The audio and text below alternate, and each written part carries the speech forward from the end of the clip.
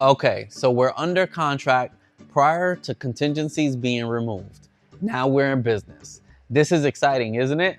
But don't get too excited just yet. We still have to go through the contingency timeframes.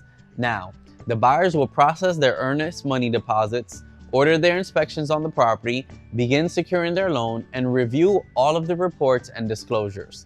This typically takes anywhere between 7 and 17 days or less depending on what was initially agreed upon within the terms of the contract. In some cases, when you're dealing with a very desirable home that has multiple offers, first we can negotiate for there to be little to no contingencies.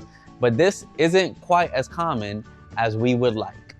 During the contingency timeframes, the buyer can back out of the home if they're not happy with whatever they discover on any of the reports, disclosures, or the inspections that they're having done.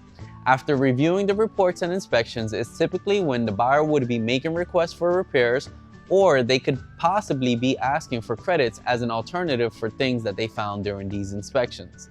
The buyer also has the option to back out of the deal altogether if they so choose to. Or if they have any requests and we cannot come up with a mutual agreement between the buyer and the seller, otherwise known as the meeting of the minds, they can choose to back out. Also, if for some reason they're not able to qualify for the loan, or if the home does not appraise and we cannot come up with a mutually agreed upon price regarding the appraisal, the buyer can also back out at that time as well. You need to understand that if a home does not appraise for the contractual amount, the lender will only be able to loan on the appraised value, and obviously they take into consideration what the buyer is actually qualified for. Any additional money required would need to be made up from the buyer unless the seller agrees to adjust the contractual price. Again, unless you have countered out any of these contingencies and they are not made part of the original contract or counteroffer, the buyer does have the right to back out of the home. And as a seller, we cannot retain their deposit. This is why it's essential to hire an agent like myself who knows how to properly vet and assess buyers and their offer, who asks the right questions, has the right conversations with their agent and their lender prior to going under contract.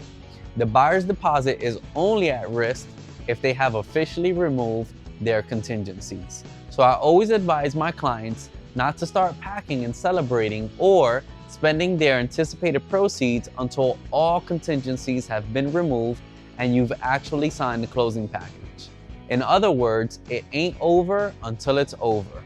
So the goal is to get contingencies removed as soon as possible and stay within contractual timelines as much as you can. Once contingencies are removed, well, now we've got a little relief and more assurance that the loan is actually going through. You should be moving soon. Watch below to see what's next and what to expect.